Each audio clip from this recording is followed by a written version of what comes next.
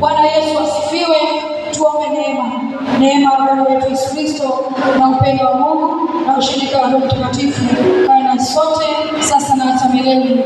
Amen. Tuendelee kwa amani ya Kristo. Karibuni tena kwa ibada zingine, lakini kipekee watoto wetu wanakwenda pale Temeke. Kama una nafasi naomba uende ukawasapoti kwa kuwashangilia. Amen. Thank you.